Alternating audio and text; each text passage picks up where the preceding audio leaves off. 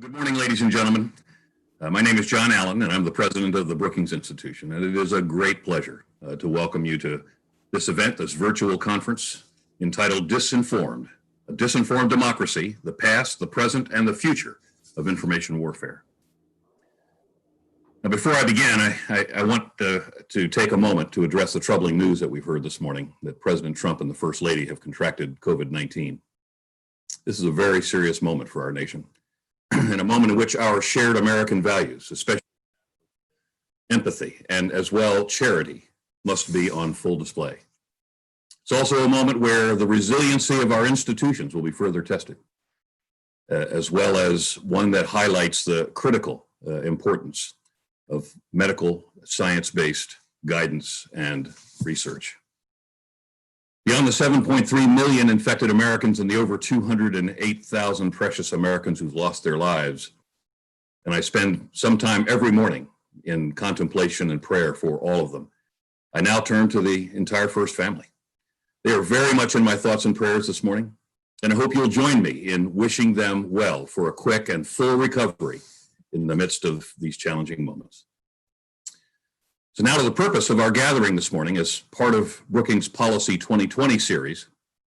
This conference is part of a greater effort to, quote, empower voters with fact-based, data-driven, nonpartisan information to better understand the policy matters discussed by candidates running for office in 2020, end quote. The importance of this undertaking simply can't be overstated, especially considering the theme of today's event. Now, as witnessed in the lead up to the 2016 US presidential election, when Russian agents launched a comprehensive disinformation campaign directly against the American people, information can be easily weaponized and to great effect. These types of operations can rob individuals of their confidence and even desire to exercise their own sacred democratic right, which is to vote. Indeed, we're seeing this happen in real time internationally, as well as right here in the United States, especially as the election day draws nearer. Recent reports indicating that the Kremlin has begun to employ advanced artificially intelligent systems to create and deploy false social media accounts only adds to the urgency of this issue. For those of us who have been closely watching and following this topic, we know that this has in fact been happening for some time, for years in fact. But it will only worsen as core technologies such as artificial intelligence, supercomputing, and big data analytics both mature and become interconnected. Indeed, modern conflicts will be defined by these capabilities, and governments must catch up if they're to not be left entirely behind by this new reality. At the same time, there is also a clear and overwhelming need for a whole of society approach to bolster and protect every citizen's right to a fair and democratic process. So to that end, I'm very pleased to welcome an excellent set of panelists today who will join us from across academia, the tech sector, government, and the media. They'll be speaking across three separate panels this morning and early afternoon, and we're really very honored to have such a seasoned and distinguished group. First, however, to kick off today's conference, we are deeply honored to welcome Lieutenant General H.R. McMaster, United States Army, as our keynote speaker. A visionary leader by any standard and a dear friend, H.R. McMaster has dedicated his life to public service again and again. He has timelessly demonstrated his unique brilliance as a soldier scholar and one of the best officers to come out of West Point in the modern era. At a personal level, I know him to be a gallant and heroic leader in combat, and he has translated those characteristics into the moral leadership which has defined him in the period since. His reputation as an academic and thought leader has earned him high praise for his first book, one I read very carefully in my earlier years, Dereliction of Duty. It's a book with lessons still enormously relevant today. I've little doubt that his second one, which was just published this past September, entitled Battlegrounds, The Fight to Defend the Free World, will rise to the same pedigree. On a personal note, I'll also share that when we were both together in Afghanistan, HR was instrumental in supporting our efforts via his leadership of a counter-corruption combined joint interagency task force called Shafafiyat, which was all about transparency And during our time together, he demonstrated without fail his core principles of ethics and integrity, which were unimpeachable. I was proud to stand alongside you then, HR, and it is a great pleasure to welcome you and to honor you this morning to have us in this crucial conversation. Moderating this discussion today is Brookings Senior Fellow Dr. Fiona Hill, a person of great integrity. Also a longtime public service. Dr. Hill is an expert on European and Russian affairs, and she most recently served as the Deputy Assistant to the President and Senior Director for European and Russian Affairs in the National Security Council. It's going to be an excellent panel, ladies and gentlemen, and I hope you will listen closely to what they have to say and the views they will express and exchange together. I certainly will be. Now, before I turn the floor over to them, a brief reminder that we're very much on the record today and we're streaming live. Please feel free to submit your questions via email, either to events@brookings.edu or on Twitter using the hashtag Policy2020. With that, thank you again, HR. It's wonderful to see you. Thank you for your commitment. Thank you for getting up so early and for the vital issue that you'll express today on the American people and helping us to preserve our democracy. Fiona, the floor is yours. Thank you. Thank you so much, John. And the reference to General McMaster having to get up early is the fact that he's actually out in California. So this is 6:30 in the morning. Although knowing General McMaster, because I had the great privilege and honor of working with him when he was National Security Advisor, he's probably already been up for hours running around and paddleboarding, which he used to do even before he got to the office back in the day. So it's really wonderful to see you, sir. Really delighted that you were willing to join us. I also wanted to, like General Allen, thank you not just for your service, but also for enlightening us so much with recent books. I have the copy of your book here, Battlegrounds. And I know that you've been speaking about this over the last week or so, since the book was released at the end of last month. And of course, it very well frames the discussion that we're hoping to have today.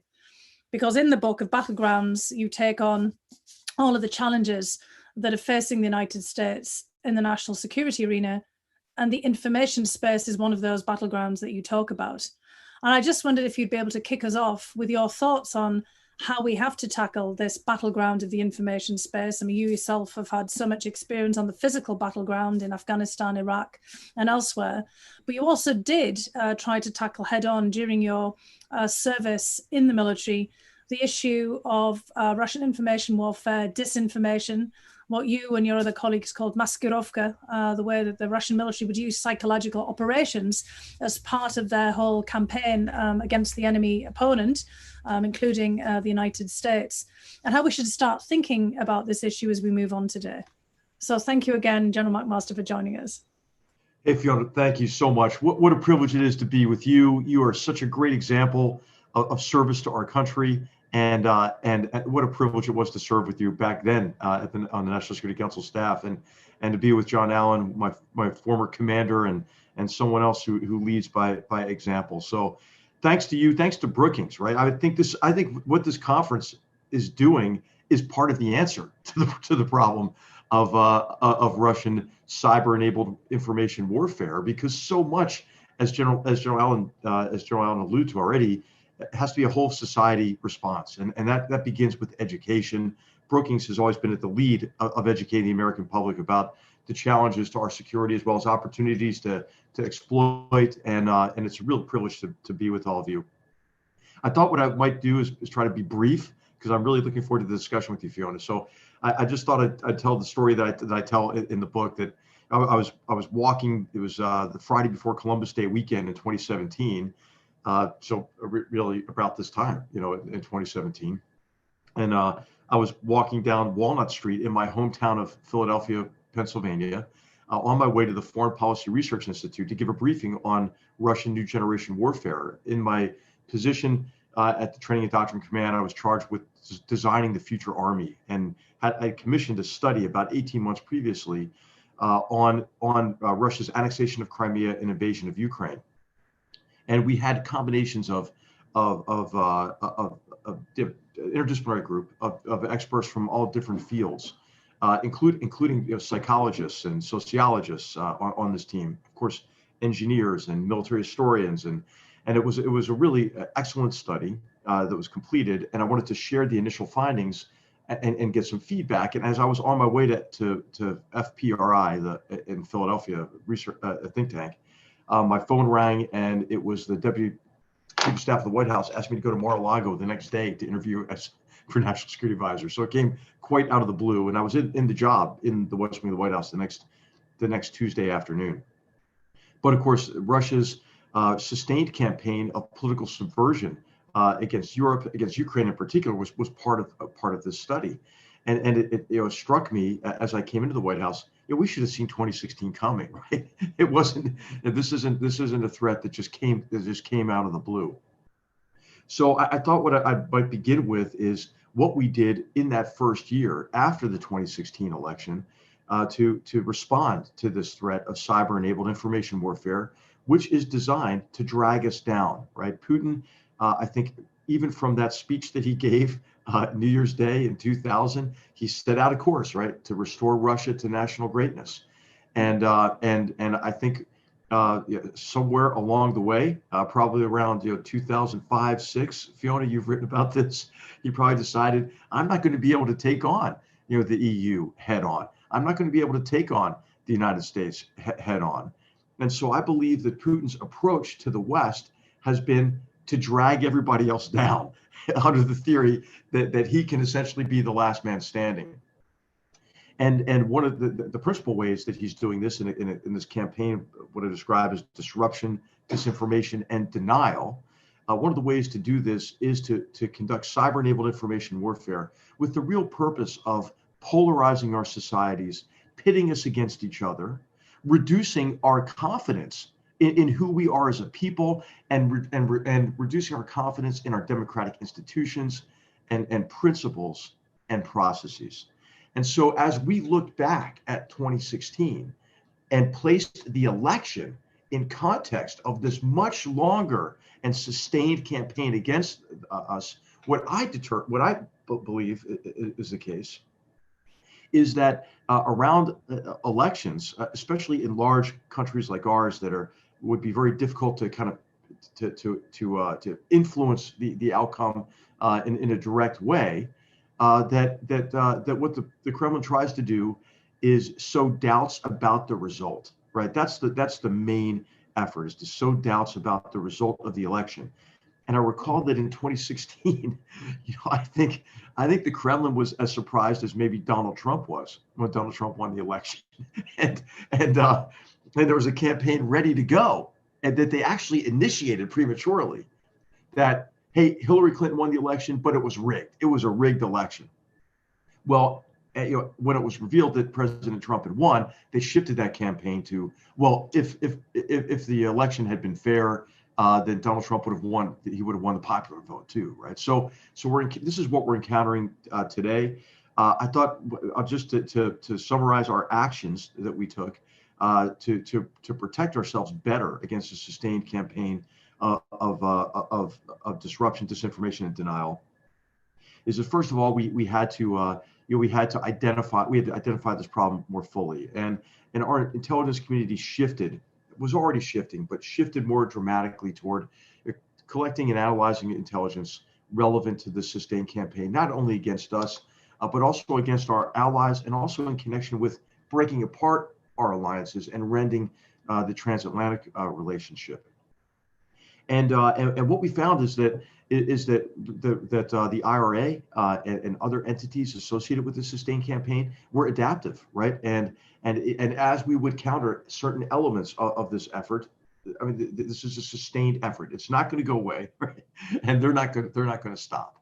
And so I think understanding the nature of the threat was immensely important. Related to that was the necessity we felt to pull the curtain back on this activity and to show it to the country. Because, as I mentioned, inoculating ourselves against cyber-enabled information warfare is largely an educational effort.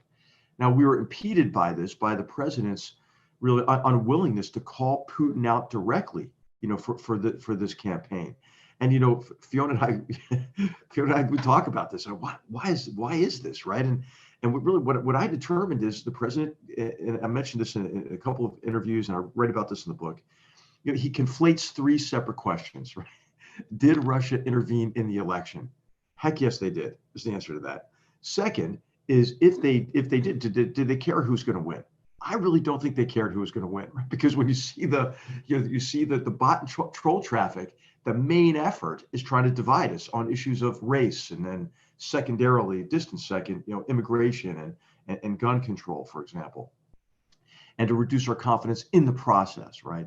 And third, if they did want Donald Trump to win, did they put their finger on the scale, and did it have an impact?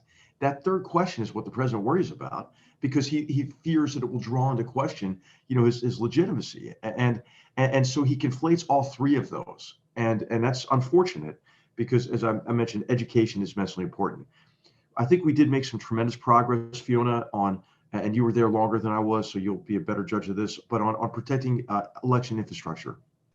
And we hear the president and others, sowing doubts about that. I mean, we're doing the Kremlin's bidding when we sow doubts about our election process. There's the Cyber Infrastructure Security Office was stood up. I think they're doing immensely important and very effective work. I mean, these are very competent people, and they're at it. They understand what is at stake, and they're working with the states. We have a very decentralized process here with all sorts of different systems. But there are federal standards established, and the teams at the federal level are working very diligently with the states, and the states are as well, to protect the infrastructure itself. And then I think what's also extremely important here is that our cyber warriors, our cyber force, is much less encumbered than they were in the past. And I won't go into any details on that, but there was some reporting about this in connection with the difference between the 2016 election and the 2018 election.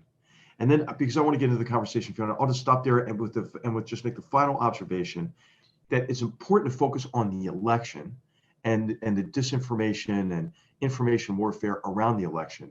But it's also very important to understand this is a sustained campaign, and we are extremely vulnerable to it because new tools are available to the Russians that the Soviets didn't have available when they began this sort of activity in the 1920s against the United States.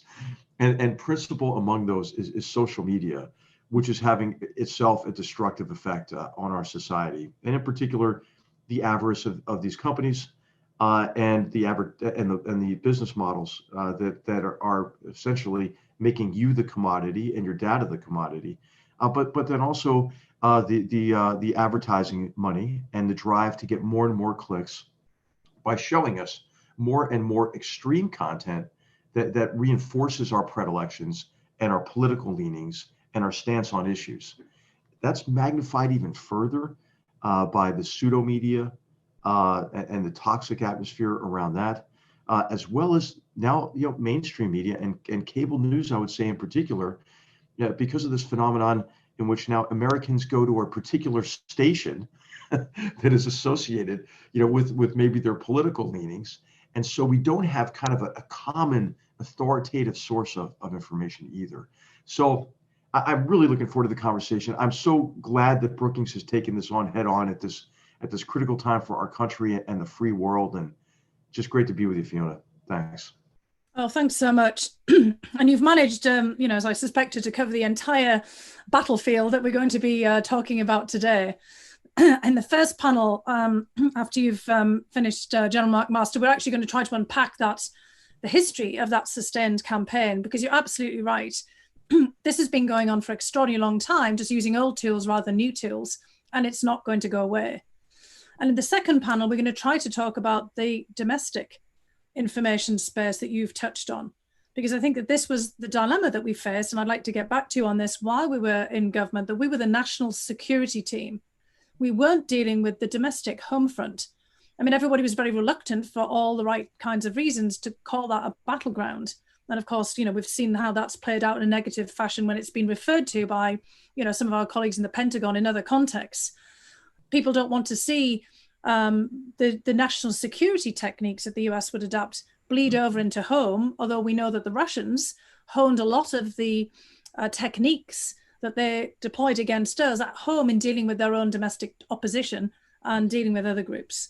So that's a real challenge, and was a real challenge for us. And I'd like to get back to you on that about how did we tackle the issue of a lot of stuff was happening on the domestic front.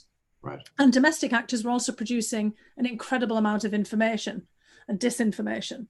And then in the third panel, we want to talk about all the tools that we have ourselves to tackle this beyond just what the government has done. But I've got a lot of questions in from the audience already, and I'll have to put my glasses on because I've had to print them out and they're all very small. So, I mean, a lot of these questions that the audience are wanting to ask relate to this, about the all these different actions in disinformation campaigns, and how do we basically disentangle the domestic front from the international front when you have, as you point out, pseudo media. And of course, we know that the Russians, colleagues of yours at Stanford, you're out at the Hoover Institution now, have done an awful lot of work at looking about how Russians and other actors have created fake news sites. And in fact, in some cases, they have managed to recruit American freelance journalists to write for them, and they've targeted both the left and the right. And we've seen other countries do that in regional arenas as well, not just targeted against the United States, but others targeted against enemies. I mean, it's a broader phenomenon right now. And then the destructive effect that you talk about social media, where everyone's in their own realm of, as Kellyanne Conway put it, alternative facts, and we don't have anything to pull everyone together. And that idea of clickbait that everybody talks about. You know, many news and information agencies come up with splashy headlines and, you know, trying to get people to click onto the messaging and then to pass it on to others. And of course, that's what the Russians thrive on. They want you and others, you know, to click on this and to pass things on. So as you've been out of the government now and also out of the military since your retirement, you're sitting at Hoover Institute in Stanford. Stanford University has an incredible amount of senior staff and specialists working on these topics. How have you started to reconcile for yourself that problem that we faced in the NSC about how do we put the domestic and the foreign battlefields together? Well, Fiona, I'll just start by saying that they have to be completely integrated. I think it's not only this challenge to our security, but it's many other challenges. They don't obviously respect borders, and they move very rapidly from an overseas challenge to one that we have to cope with domestically. And once these threats penetrate our shores, oftentimes we have to counter them at really an extraordinary cost and a high cost. I think COVID-19 is a good metaphor for that. So is jihadist terrorism. And so what this means is we have to remain engaged abroad to understand better the threats that will affect us at home. And I think there are some organizational implications for this as well. I think one of the organizational impediments that I encountered is the bifurcation of the National Security Council between the National Security Council and a Homeland Security Council. I don't think that makes any sense, right? I think that the senior directorates there, the way that they're structured, ought to be sort of a self-synchronizing organization that works across each of those offices, from understanding better the threats overseas associated with a particular region or a particular country like Russia, Fiona, your office, and those that are coping with more Homeland Security related issues like not only protecting the elections but countering Russian disinformation and denial. And so there are structural, I think, changes that have to be made. We got around it, right, by forming these task forces, these interagency teams, and I think that worked okay. But I think that there are some structural aspects to this that we need to work on. There probably ought to be an organization that has both the tools to understand better what the threats are from cyber-enabled information warfare, and then also have the tools available to address it. And those tools aren't just cyber tools, right? Those tools are other informational tools. There are also, sanctions, law enforcement actions that can be taken. And really the effort, I think, is to be able to mobilize all elements of national power and efforts of like-minded partners. This is in the private sector, I think, is extremely important. For example, for the government to have a trusted relationship, with investigative journalists, for example, who probably are best equipped uncover a lot of this. And I think, if you look at the track record, most of the best stories, the best reporting on how Russia does this, what their objectives are, how they're using these false personas and sites and the bot and troll effort, to divide us and pull us apart from each other, has been from investigative journalism. So anyway, I think there are organizational changes that could be improved in this connection. But the main, as you're alluding to, the main effort has to be on education. It's what we're doing here today. But it's really trying to convince everyone, our political leaders, maybe especially, but also in the media, don't be our own worst enemy. We talked about how Russians try to divide us on certain issues.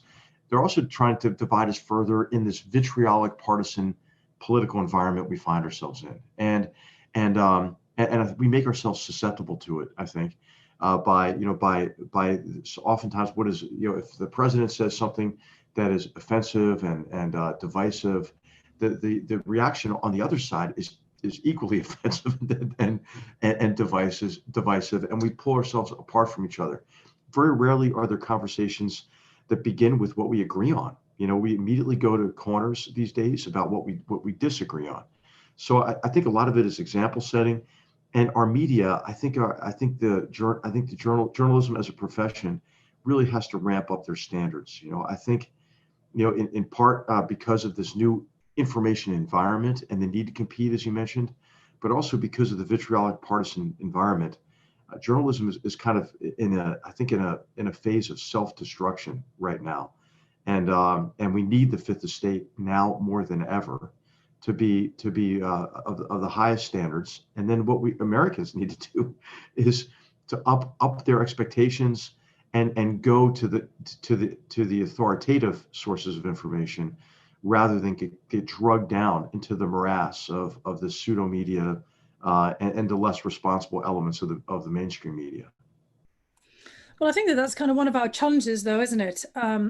Is about how do you restore trust in a lot of these institutions. I mean, as you say, the fifth estate and the media, but also in many of the other institutions of government. And obviously you'll have been thinking about that a great deal as well. I mean, we've had the politicization of what really should have been, in many cases, a sort of standard all of government national security approach to dealing with an external threat. And in the time that we were there, and in the time after you left, it actually got much worse as well, as that we had a lot of domestic actors not really wanting us to get our act together. The accusations of being a deep state working against the interests of individual politicians. We're really trying to push back against the national security threat.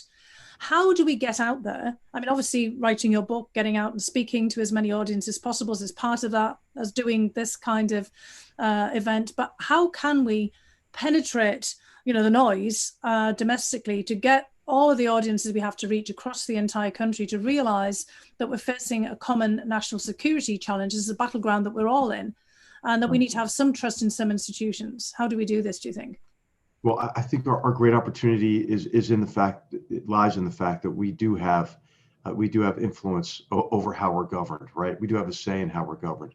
So I think we have to demand better, from elected leaders, for sure. And we have to restore faith in our institutions. This is a tremendous gift for Russia. The doubt that we have in our own government, the deep state narrative. The deep state narrative is damaging. This is not a new phenomenon, really. Remember, Ronald Reagan kind of ran against a big government, but now it's taken on. It's gone to a whole new level. Fiona, I think back to your testimony before Congress, and you made it so clear in your testimony that we need to transcend this partisan politics and restore faith in our government and in our institutions. I have tremendous confidence in our institutions, despite the recent failures and shortcomings associated with COVID response and so forth. There are areas that we have to improve, but it's our government. We all have a say in it, and we all have a say in setting out a course for reform and demanding more from our leaders. I think it's just a democratic process, and I think that it begins maybe with Congress. I don't know. I mean, I think that if there could be an example set, right, for the American people, it could be by their representatives in Congress. And I think that Congress reflects and also helps to create the polarization that we're seeing in our society. They could also, therefore, at least be a source, for bringing us back together. So demanding, I think, that our representatives, because everybody's voice is a bit louder, right, at the local level within your congressional districts.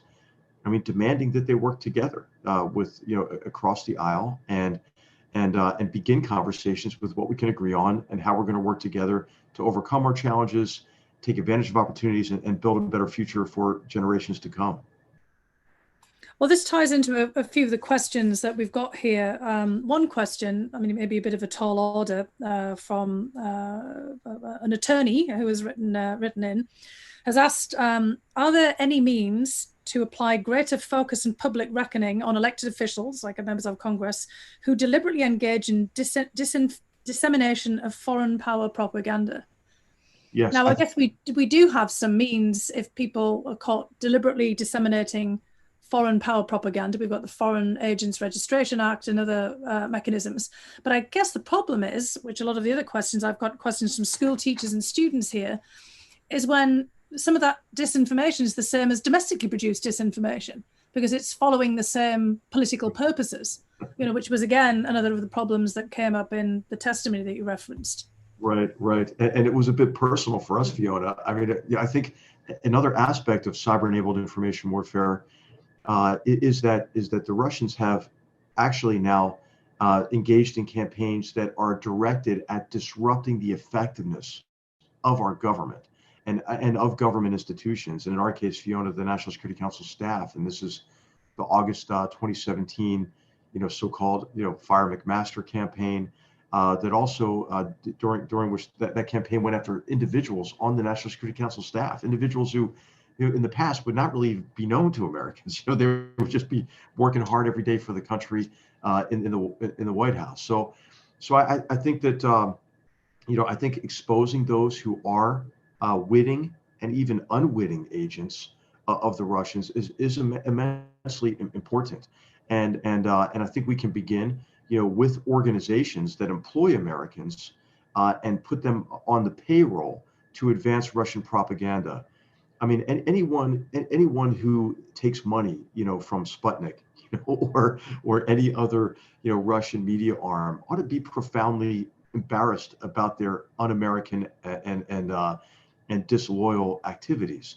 And so I think exposing people who engage in that activity is important, to use maybe positive social pressure to convince people that it's not worth that paycheck they're getting to act against our own society and act against our nation. And there are some astounding examples of this, right? And there have been even members of Congress, who have been extraordinarily sympathetic to Russia's agenda, and especially been super helpful to Putin's efforts at what our old colleague Mark Sedwell from the UK used to call implausible deniability, right? So I think this is a big aspect of it. What we don't want to do is have some kind of a McCarthyite overzealous effort to hunt down the Russian sympathizers. But I think there is a role for exposing those who are acting as agents of the Russian government.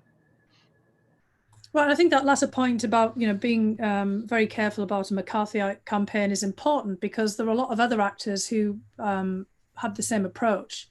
Yeah. Maybe that's one of the things, to call everybody out, from all kinds of non-state actors, extremist groups and others who are adopting the same approach. And also, as you said, this sort of pseudo media and many of the internet websites who also get traction because of sowing disinformation and divisive content.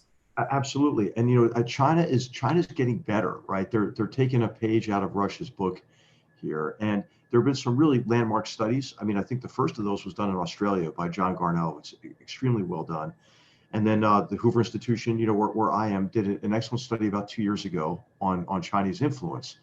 And what's important to understand is Russia and China have different objectives in mind, and they employ different techniques, but they're clearly learning from each other, right? So China's method used to be to co-opt elites and use elites as mouthpieces for the Chinese Communist Party. These are people who have had extremely profitable relationships with China in large measure, and then to dominate the narrative, right? To dominate the narrative on any issue. But now what we're seeing is they're going after more targeted audiences like the Russians do, and they're getting more involved in politics, in particular, like in the Midwest, for example, to try to build really sentiment against tariffs against China and other trade enforcement mechanisms that the administration has been employing. Yeah, that's a really very important point. I mean, because we do see that a lot of these actors do have a broader strategy, which is obviously promoting their own national interests and some real strategic objectives, be it as you say, removing tariffs, or in the Russian case, is getting rid of sanctions, or for Russia, Fiona, there were three big policy issues, right? Alleviate sanctions, right? They want to drag us down, first of all, right? Yeah. But then they wanted sanctions alleviated. They wanted us out of Afghanistan and out of Syria, right? And those were the policy messages that their disinformation was really aimed at.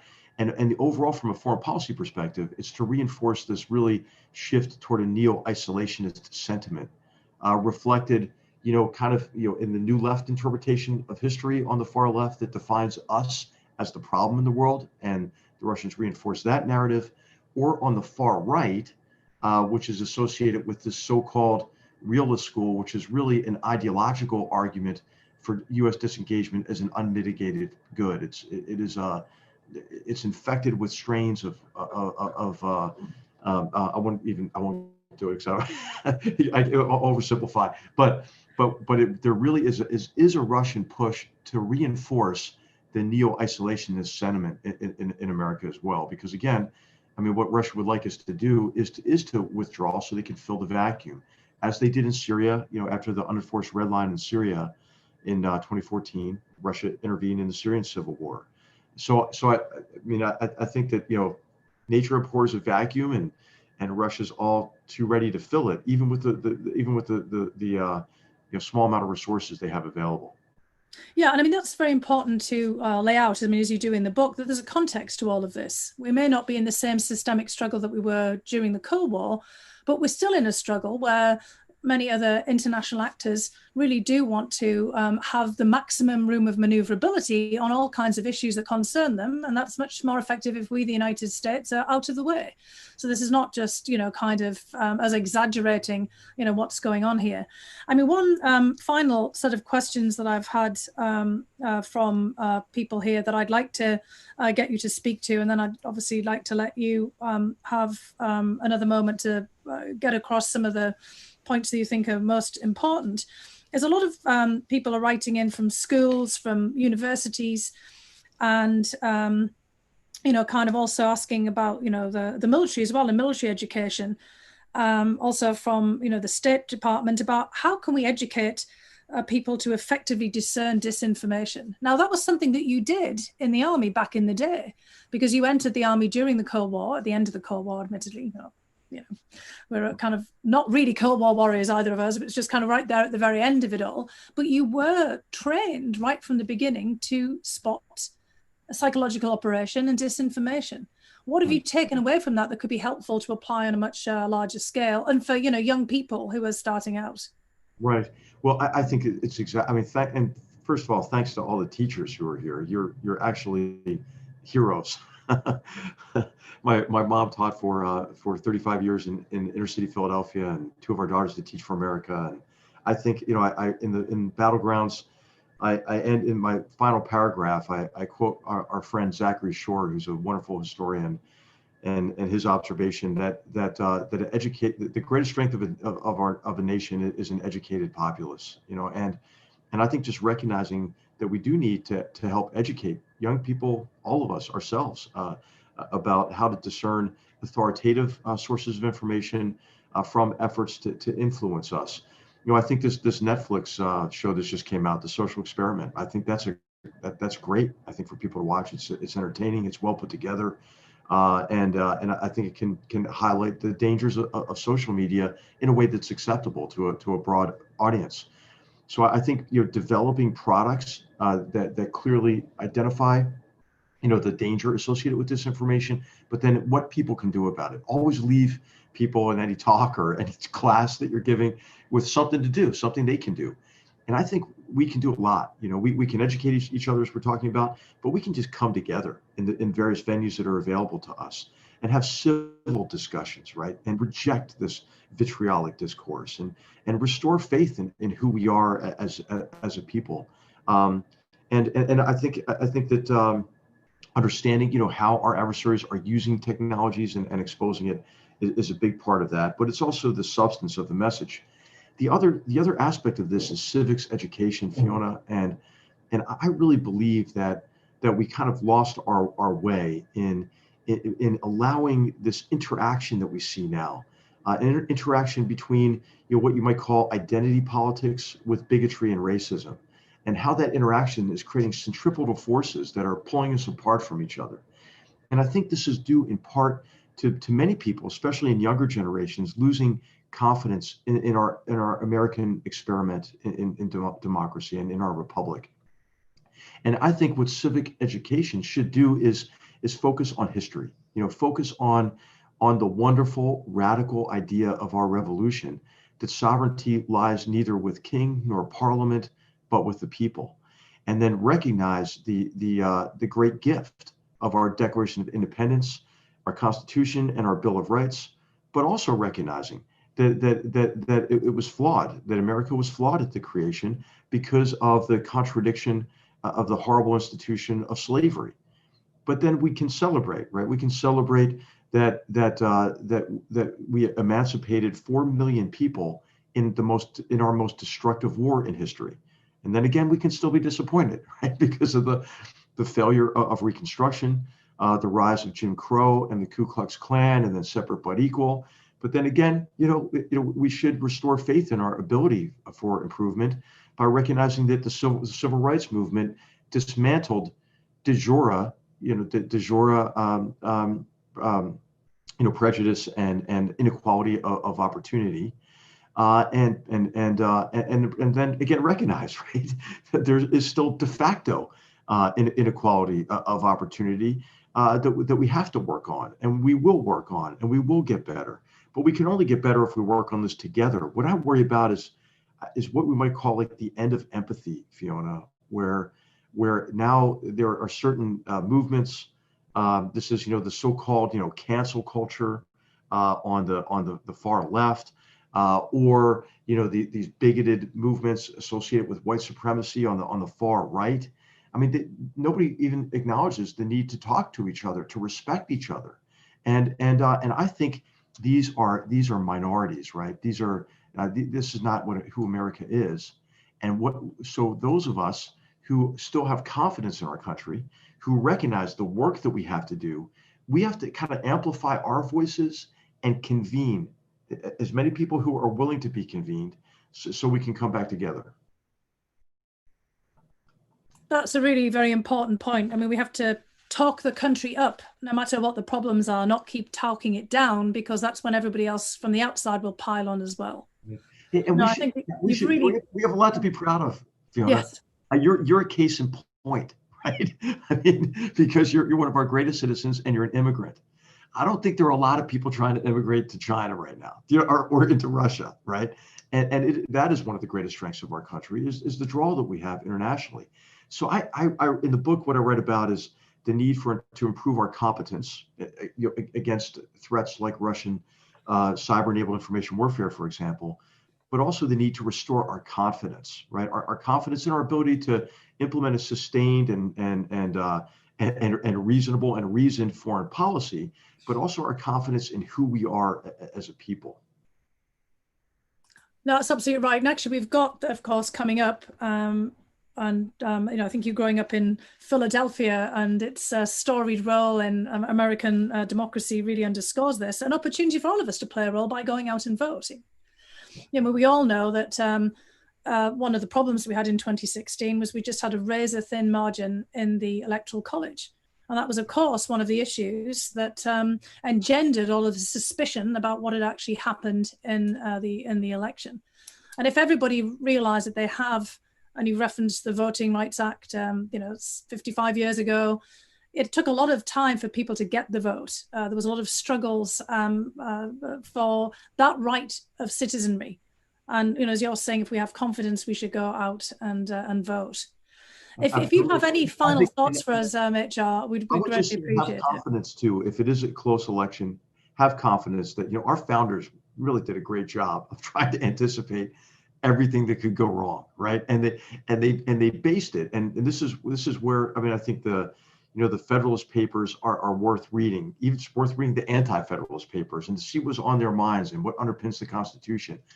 But what they had in mind were the bloody wars of the 17th century in England, and a desire to avoid the English Civil War, to avoid an Oliver Cromwell figure, for example, and in the transition that is going to be forthcoming here, even if it's close, the executive branch has no role in it. It's really has no. There's been all this talk about that is really superfluous, because it's the courts and the Congress will completely determine the outcome if it's close, and it's a process we ought to have confidence in.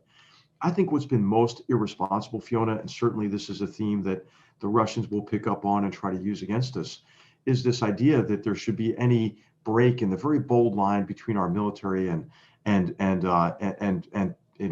our democracy and partisan politics. Our military has to stay out of partisan politics, and this is one of the reasons why I'm not going to endorse anybody. I'm not going to sign any letters or any of that stuff, because I think now, even as a retired officer, it can create the impression that the military is taking a side.